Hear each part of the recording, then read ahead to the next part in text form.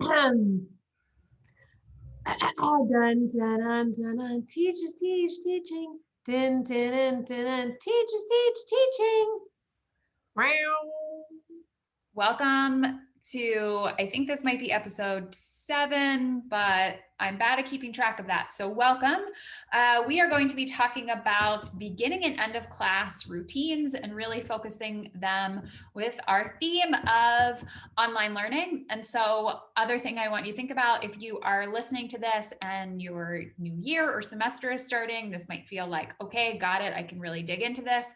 Or if you are instead listening to this and you're in the middle of a semester, like, oh, geez, those are good ideas, but I didn't do any of those. One, give yourself grace and forgiveness. You're still figuring it out, making up as you go, and give yourself permission to go backwards. If there are things that you're like, oh, I wish I would have done this and really set the stage for my students, and this is how our classes were going to work, do it now, and start over. It is okay, and I think you'll find more success if you do that anyway. Yep. Yeah. So let's talk about starting class routines. So again, we're probably thinking a lot more about synchronous learning. A lot of teachers are teaching through Zoom. So when you think about your beginning of class routines, we're thinking a lot about how that translates right back to the traditional classroom. So we're always looking for those similarities and then shifting them so that they make sense in an online format. So just like you would in your classroom, you're probably going to have kids kind of trickling in. If you teach elementary school, they usually come in all in online, but it takes them a couple minutes to get settled. So really capitalize on that time to engage with your students, greet them as they trickle into the Zoom room. Some kids will really enjoy that. You might have a couple of sort of like small talk conversation pieces in your back pocket in case nobody's going to engage with you and it's just you saying hi to people and nobody's responding. That's totally normal. But yeah, setting up that time for small talk with students to engage and build relationships in a casual way before you get started on the formal lesson is going to be a solid way to kick it off. Yeah, and I think remembering when you said, some students might not engage with you, maybe none of them will engage with you, just that can feel a lot more awkward, I think, on a video call for some reason. But if you really think about when you're in the classroom, are all of your students, I mean, maybe more so if you teach elementary, but especially if you teach older, are all of your students eager to talk to you when they walk in the door? Like, no, they're trying to not make eye contact. And so just keeping that in mind, it's fine. It's not that they hate you or hate your class just because they're not talking. That's just kind of that's just the nature of the beast. And so while it can feel a little awkward, also don't feel bad about it. As you're going with that, giving, kind of bouncing off of that, giving time of helping students know when are you going to start? Because one, you're always going to have some students that are like, excuse me, class was supposed to start at 10. Like, what are we doing? They're going to be eager to get started while other students are trying to get situated. So just even helping them get in that pattern, I often say, hey, I'm giving everybody like 3 minutes. So we start 3 minutes after the hour. We all have our clocks aren't set exactly the same. Like, keeping in mind, in school, you're dealing with like bells, you're dealing with, you're all much more in the same time structure. When everybody's in their own home, we've all probably set our clocks slightly differently, and just rolling with that. And, giving them some time to get set up. You might start talking knowing that you're going to have to repeat yourself. And I also like to, as students are coming in, mention their name, welcome them. Even if they start coming in after I'm talking, just being like, hey, welcome, Johnny. This is all we did so far. Like, totally fine. Glad you're here. Just like you would do in the classroom. I know that sometimes for me, it feels a little bit more awkward, but is really important. Yeah, absolutely. And so if giving that extra couple of minutes feels like too much time and you feel like you're losing engagement, your class might be getting restless, you can certainly give a thoughtful question. You can give a do now. You can give a totally unrelated question, as we've talked a lot about in previous episodes. You can engage kids at any age by pulling away from the content. It's going to let them feel more comfortable. So that could even be, here's a picture of my pet. What do you think my pet's name is? How much do you think my pet weighs? Just something that's like silly, but will, help them engage and kill a little bit of time before class starts. That's also going to give you a conversation piece if you're feeling a little awkward about, trying to engage a bunch of black squares on your Zoom screen. Yeah, my students and I just recently had a bunch of conversations about plants and propagating because they can always see them floating around me. That got cameras turning on, and suddenly people were like showing up and holding plants in front of their screen. It took us off track far more than just a few minutes. Whatever. But also, that happens in the classroom too. Exactly.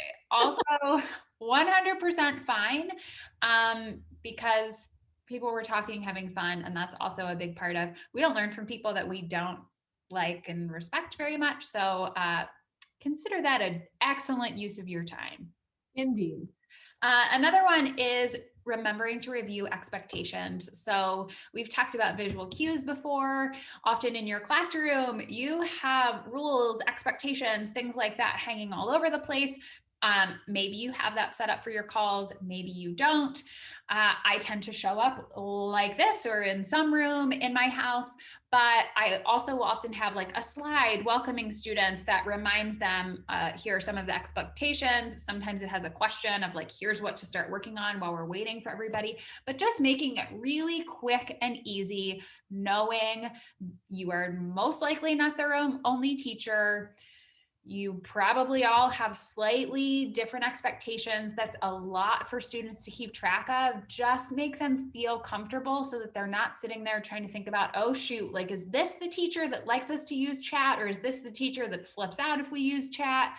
Like, just really quickly, obviously you don't have to go through every single thing, but what are the most important ones of like camera on, camera off, unmute yourself, use the chat. Remember you have reactions. I will often even be just like, hey, can I get a thumbs up, either reaction or turn your camera on and give me an actual thumbs up, so that I know you can hear me.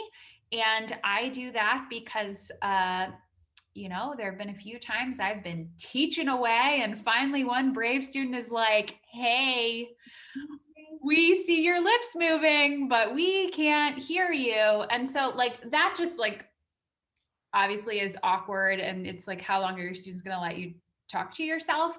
Just do that quick check. And that's a really easy way to also be engaging with students. Like, are they there? Do they hear you? Do they remember? And even the fact when I'm like, you can use a reaction or turn your camera on, that'll get some like students to turn their camera on of like, yep. Now they have this like specific action. I can turn my camera on and give her a thumbs up. And sometimes they'll turn it back off, but it's still like, oh, I got a quick little face. Yep. Yeah. And so anything that we're doing here at the beginning of class, whether that's greeting our students, whether that's setting up a do now, going over expectations, this is all setting the routine. And just because we're not in the classroom, I mean, I think you can argue that routine is even more important when we lose all the structures and routines that are in the traditional in-person classroom. We have to create those in a virtual setting. So just going through the same steps each week, it makes it more predictable for your students. For students who are feeling anxious about online learning, it gives them kind of like a grounding place. So they know what they can expect, even if they don't know what content to expect, they know what they can expect every time they show up at the beginning and at the end. So yeah. Let's talk about yes, we can. The most traditional routine of all classrooms of all time is to take attendance. And if we think all the way back to the beginning, it's the teacher shouting out each person's name and they say, here, present. I mean, yeah. Let's just bring it back. Let's just do that'll take about 25 minutes off your class. Yeah. Just yell out every single student's name and see if they respond. So I will say wait full for them to unmute and no planning needed. I don't take attendance during my calls because I don't have to. However, yep. I know that you all are not that lucky to be able to make that decision. And so we wanted to brainstorm some ways that might make it easier for you. Really, the way that mine works is because they're also not required to attend live. Is they attend, the call is recorded, goes into Google Classroom, and then they have to check off, they just have to check off. And that check off is like, I've seen this, I understood it. And then sometimes I also hide like extra credit opportunities, things like that in the call. Ooh, smart. That they never know when it's coming. So they have to and then check that they were there. But if you can't do that, if you really have to figure out how to, like, were you alive in person on this call? And like, you know, the little boxes are always moving around to keep you on your toes. That's going to drive you crazy. So one way is to drop a link into the chat. That could just be a Google form that your students have to fill out. That could even be something that you're doing at the very beginning during that killing time phase of like, hey guys, the link for attendance is in the chat. That's part of your routine. They click on it, they fill it out. Maybe you make them do it at the beginning and the end. Maybe they don't know when it's coming. I would think about age of students, you know, your students' personalities, what you have to do to actually do attendance, and how much you're just trying to do attendance to say that you did it versus you are trying to actually make sure that students are there and engaged because of the importance of the learning. But we'll let you make that decision yourself. You could have another student actually be in charge of taking attendance. I would think about, can you rotate that job some, because that can take a little bit of time. Think about who are the students that always show up early. Like those would be good attendance takers. Or another way is having students submit an answer to a question, and the answer is some time revealed in the call. And it could be a content specific question to sort of check for their understanding, but it could also be totally random. Like I could be like, hey guys, I just wanted you to know that tonight I'm having banana bread for dinner. And I love that for you. Yeah, I mean, I think that's a good life choice. And so that could be the question that students have to answer. What is Mrs. Kane having for dinner on December 22nd? And they would really need to have been at the call to come up with banana bread. I mean, unless they know me well, then they might actually be like, they might guess. But make it fun. Yeah. And when it comes to attendance, I mean, this is like if we think of, sort of levels of understanding, like what we're trying to actually teach students, showing up doesn't even make it. Like, do we need them to show up? Yes. Is truancy an issue when you're teaching online? Yes. And is it necessary to take attendance? Schools probably think so. But don't make yourself crazy over this. Don't make this some acrobatic thing that you're going to screenshot and you're going to, organize everybody by this. You're going to open up the participants, but like you got to teach. and so if you focus, to not derail us, but if you focus your energy less on taking attendance and give just a quick Google form, everybody fills out one thing, done, that's going to log it for you. Focus less on taking attendance and focus more on making your content and your teaching enjoyable, fun, engaging, because then you're not going to have a problem with attendance.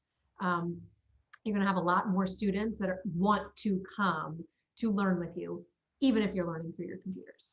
So. Yeah, I love that. I think thinking about like, why are you teaching? What is your objective? And how do you connect attendance? Like, how do you connect taking attendance to that? So it's more fun. So now we're going to talk about end of class things, now that we've figured out how to make attendance and see if our students are actually there.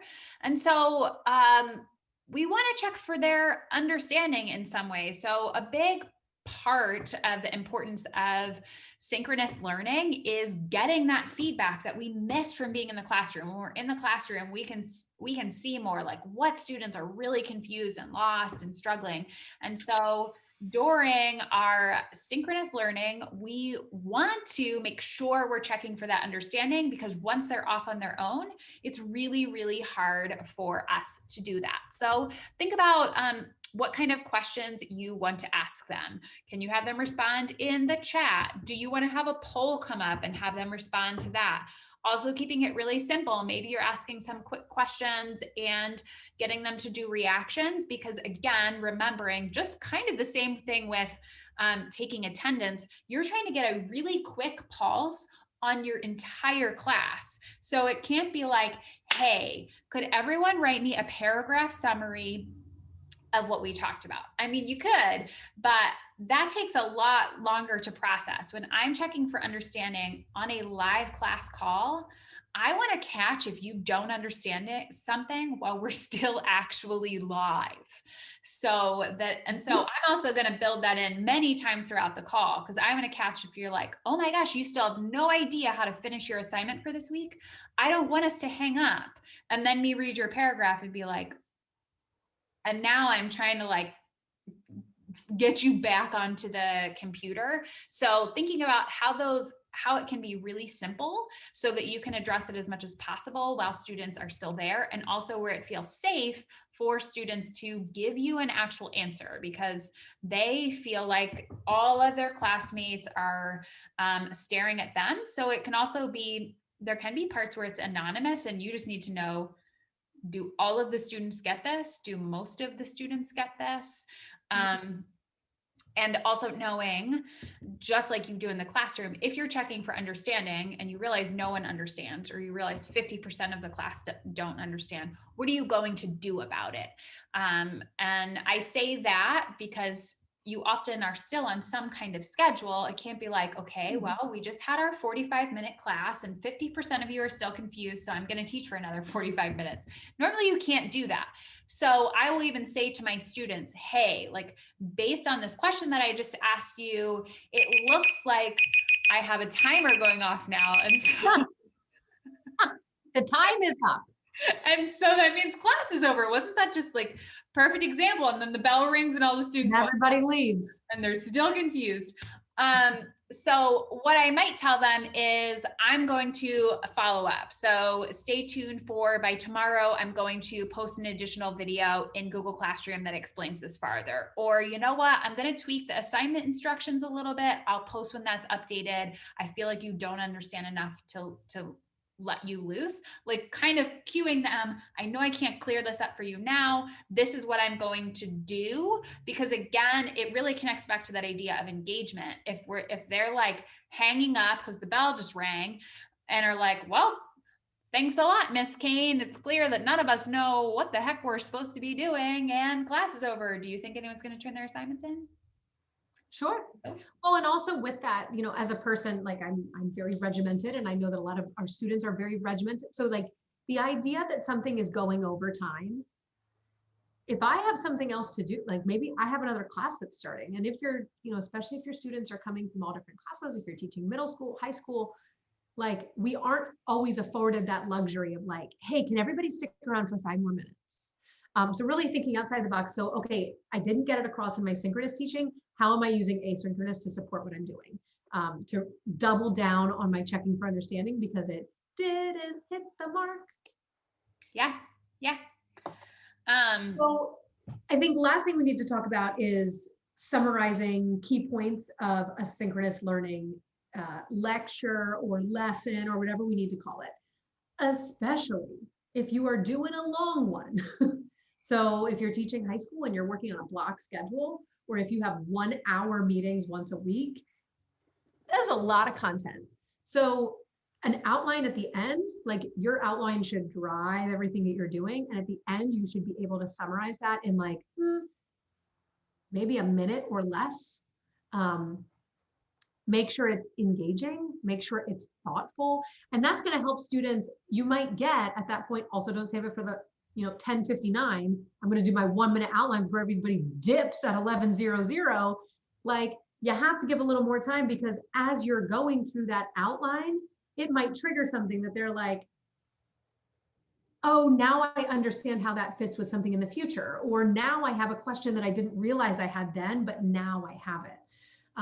So, maybe reserve that last, I don't know, 5%, 10% of your meeting to go over that summary of what you've learned today. You can connect it to things you've learned previously. You can connect it to what you're learning next time. But again, that's a great time to check for understanding and see if any light bulbs went off as you're going through that summary. Yeah, because I will say students have no questions until like the last 30 seconds, and then they Oh, 40 seconds of questions. Wow, you guys have really been holding those in. They're like, it's just like, that like, oh my gosh, we're out of time. Then suddenly they all want to ask. Sometimes we still just have to roll with it, or I'm like, I can't get to all of them. Just start dropping them in the chat and I will come over and, answer them there. But yeah, for sure. As you're doing that summary, allow more time, because that's when students have that moment of like, oh gosh, she's for real leaving. I need to ask a question now. I have to ask my question. Right. And something super important is that you also want to provide a written summary after. And this is going to serve two purposes. It's going to allow students to go back to it, so you can post it in your LMS somewhere. It also is going to be a written reminder of whatever is in this video. Mm-hmm. So as you get more and more and more content, as you're going through more lessons, if you're recording your lessons and a student misses a concept that you covered, you don't have to now watch 37 hours of Zoom meetings to find the time you talked about it. You're going to have that summary that goes with this meeting, and you'll be like, oh, cool. Rewatch this one. Yep. And I would say, like, I also, like, if I use slides or anything like that, I link the slides to it, one, so the students have it. And I always tell them, you don't have to write down everything I'm saying. I'm going to give you the slides. I'm going to give you the recording. But also that makes it easier for me of everything is right there together. And I'm not trying to think about, well, here's the recording and I use slides in that, but where did I put those slides? Just do yourself a favor and put it all together and give it all to the students. Yeah. So as usual, we want you to take action. And so we want you to think about, have you created classroom routines for the online learning environment? And it's okay if the answer is no, because you have had to create like everything. And so that's part of the reason we wanted to talk about this, because sometimes when we're so overwhelmed and there's so much new, we skip the really little, almost obvious things, because we're like you're trying to figure out how to have 30 cameras working and all kinds of crazy things. And so now's the time to go back and say, okay, I have the basic tech stuff down. Did I actually skip over some of these other things that are really important to help students learn? And if your answer is no, or your answer is like, well, sort of, but I didn't put a lot of thought into it, what is at least one thing that we talked about in this episode that you want to introduce into your classroom and write down, put it in your lesson plan? When are you going to introduce it, and how are you going to introduce it? Yeah, absolutely. So today we talked about, I'm going to summarize here at the end of our podcast. Today we talked about routines for the beginning of class when you're trying to kill time before you start.